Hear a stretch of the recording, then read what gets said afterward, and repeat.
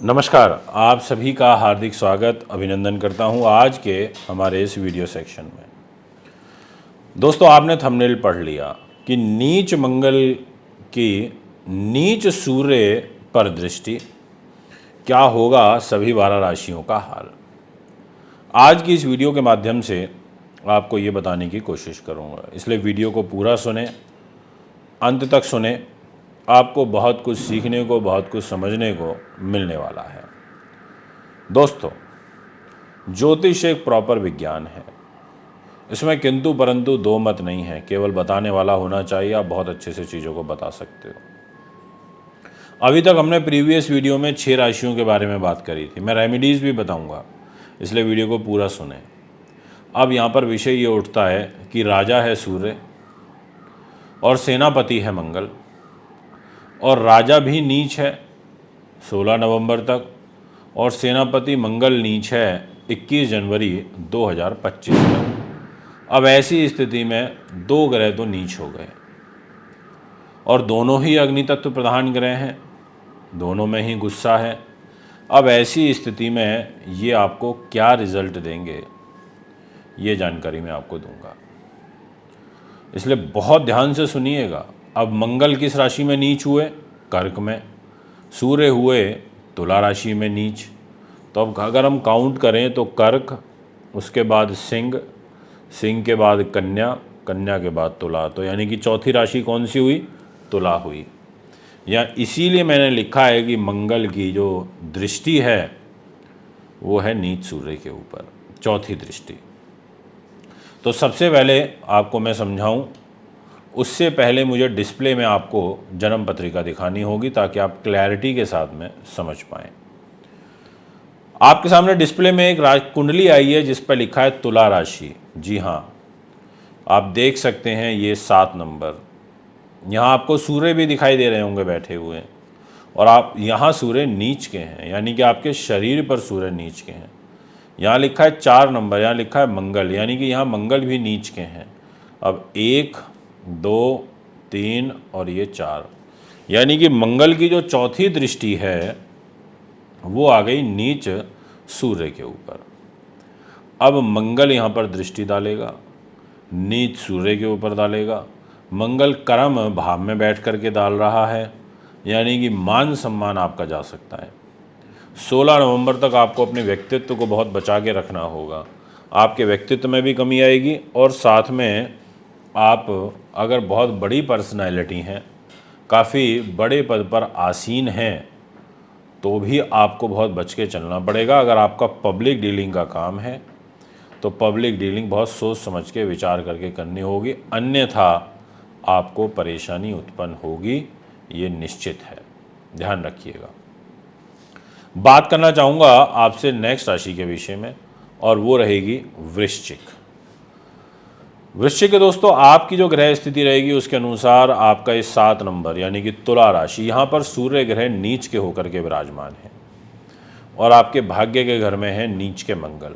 अब यहाँ से 1, 2, 3 और 4, यानी कि नीच सूर्य के ऊपर मंगल की चौथी दृष्टि आ रही है। तो ऐसी स्थिति में ये खर्च अधिक होंगे, धन का अपव्यय अधिक होगा, भाग्य से पैसा बहुत खर्च होगा, और भाग्य में और साथ में धन का व्यय और कोई सरकारी दंड लग जाना, ऐसी ग्रह स्थिति गोचर में बनती हुई प्रतीत हो रही है। इसलिए ध्यान रखिएगा, गलत संगति से बच के रहिएगा। इसके अलावा अनायास व्यर्थ के खर्चों से बचिएगा, और अपने भाग्य को ज़्यादा आजमाने की कोशिश मत करिएगा। ये मैं आपसे क्लियरली बोल देना चाहता हूँ। अब बात करूँगा आपसे नेक्स्ट राशि के बारे में, और वो राशि रहेगी धनु। धनु के दोस्तों, आपके लिए मैं ये कहूँगा कि आपका जो मंगल है वो इधर बैठा है अष्टम भाव में, यहाँ 4 नंबर राशि में, और आपका सूर्य बैठा है यहाँ 7 नंबर में तुला राशि में। मंगल की चौथी दृष्टि नीच सूर्य के ऊपर है। नीच सूर्य पर मंगल की दृष्टि सूर्य के ऊपर जो जा रही है, ये लाभ स्थान पे जा रही है, और सूर्य भी लाभ के ही घर में नीच हुए हैं। और वो, अब मैं पर्टिकुलर क्योंकि हाउस की बात कर रहा हूँ, तो आपको यहाँ लाभ में कमी महसूस होगी। आपको ऐसा महसूस होगा कि आपका जितना अच्छा प्रॉफिट आता था उसके कंपैरेटिवली कम आ रहा है। आपको यात्राओं से कष्ट होगा। आपकी होती हुई यात्राएं, प्लान जो पहले से यात्राएं हैं वो आपकी रुक सकती हैं, उनमें रुकावट आ सकती है। आपको बड़े भाई बहनों की तरफ से तनाव हो सकता है, उनके द्वारा आपको कष्ट, परेशानी, बाधा उत्पन्न हो सकती है, ऐसा आपकी ग्रह स्थिति कहती है। तो इन चीज़ों का ध्यान रखते हुए आपको आगे बढ़ना होगा, ये मैं आपसे कहूँगा। बात करना चाहूँगा मकर राशि के विषय में। दोस्तों, आपकी जो राशि होती है वो शनि के द्वारा रूल्ड होती है और मंगल ग्रह यहाँ पर नीच के हैं दाम्पत्य जीवन के घर में 7th हाउस में, 4 नंबर राशि में। और आपके कैरियर के घर में सूर्य नीच के हैं, जिसको 10th हाउस बोला जाता है। यानी कि कर्म भाव पर सूर्य कराया, कर्म भाव पर सूर्य ने गड़बड़ कर दी। अब ऐसी स्थिति में जॉब में अलर्ट, आजीविका के संसाधनों को लेकर अलर्ट, कार्य सिद्धि, राज्य में प्रतिष्ठा, प्रमोशन, ट्रांसफ़र, उन्नति, ये जो सब चीज़ें हैं इनका विशेष रूप से ध्यान और सावधानी बरतना होगा, ये मैं आपसे कहना चाहूँगा। और आपका दाम्पत्य जीवन, उसको लेकर के भी आपको काफ़ी अलर्ट रहना पड़ेगा और क्रोध की प्रवृत्ति आप में बहुत बढ़ जाएगी, क्योंकि आपका मन यानी कि 4th हाउस, इसका स्वामी ही नीच हो गया। अब ऐसी स्थिति में बहुत ज़्यादा क्रोध आना, बहुत गुस्सा आना, इरिटेशन होना, ऐसे भाव यहाँ पर बनते हुए दिखाई पड़ रहे हैं। बात करना चाहूँगा आपसे कुंभ राशि के बारे में। और कुंभ राशि यानी कि ये जो 11 नंबर लिखा है, सूर्य तो नीच हो गए आपके भाग्य के घर में, मंगल नीच हो गए आपके रोग, चोट, शत्रु, बाधा के घर में, और मंगल की चौथी दृष्टि 1, 2, 3 और ये 4, चौथी दृष्टि आ गई भाग्य के घर में। इसका मतलब भाग्य को बाधित करेंगे। और भाग्य में सूर्य नीच हुआ है तो आपको कर्म ज़्यादा करना पड़ेगा, आपको भाग्य के भरोसे ज़्यादा नहीं बैठना आपके, क्योंकि कर्म के घर में सूर्य नीच हुआ है। तो 16 नवंबर तक थोड़ा सा सावधान रहिएगा, उसके बाद आप जो चाहें वो कर सकते हैं, नीच सूर्य का प्रभाव खत्म हो जाएगा। इसके अलावा कमर दर्द से संबंधित विकार, परेशानियाँ वो भी आपके जीवन में आती हुई नज़र आ रही हैं। बात करना चाहूँगा मीन राशि के विषय में।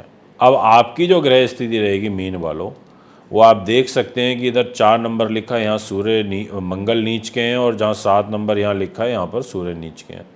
तो मंगल की चौथी दृष्टि 1, 2, 3, 4 वो आ रही है अष्टम भाव पर, आयु के घर में। ऐसी स्थिति, ऐसी में सूर्य अगर तुला राशि पर दृष्टि डालें, नीच राशि पर दृष्टि डालें, तो ये यहाँ पर अच्छा संकेत नहीं होता। ये यहाँ पर दिक्कत देते हैं, परेशानी देते हैं। आपको स्वास्थ्य का भी ध्यान रखना है, आयु का भी ध्यान रखना है, घर के बड़े बुजुर्गों का ध्यान रखना है, उनको अगर कोई विकार चल रहे हैं तो, और साथ में रिसर्च रिलेटेड वर्क भी आपका पूरा नहीं हो पाएगा। ये है आपका ग्रह गोचर। फिर आपसे मुलाकात करेंगे, बट उससे पहले रेमेडीज़ आपको बता देता हूँ। सूर्य का दान करिए, जल का दान करिए, जल की सेवा करिए।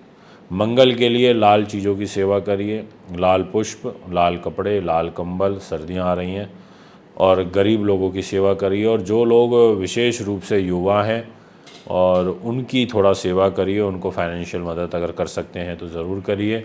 इसके अलावा आपको मंगल के मंत्रों का जाप करना चाहिए और सूर्य के मंत्रों का जाप करना चाहिए। ओम गृणी सूर्याय नमः और ओम भौम भौमाय नमः, आपके लिए अच्छा रहेगा। फिर मुलाकात करूँगा। नमस्कार।